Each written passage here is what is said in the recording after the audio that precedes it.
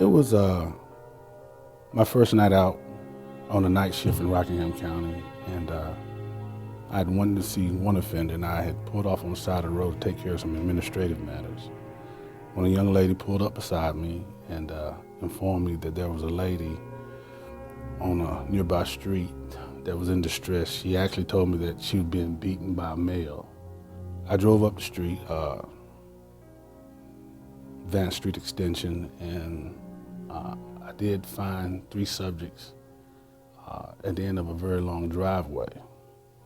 I radioed 911, and actually I telephoned 911 and was talking to them and telling them what I had been told, and drove to the area where the three people were, and I did find a lady on the ground and appeared to be injured.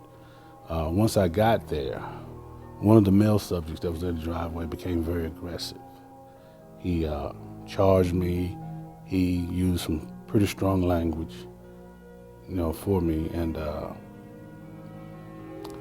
tried to deny me access to the injured party. It got to the point where I felt I had to protect myself, so I pepper sprayed it.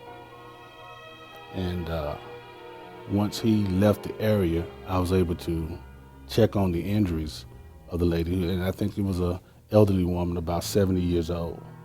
And she was beaten pretty bad. She was beaten to the point where the only way I could tell it was a female was the clothing she had on. Her features had begun to run together. Her eyes were swollen shut. Her face was misshapen. And she was in a lot of distress. I was able to contact the Rockingham County Sheriff's Department Communications and tell them that they needed to send EMS running emergency traffic to help this lady because she had massive facial and head injuries.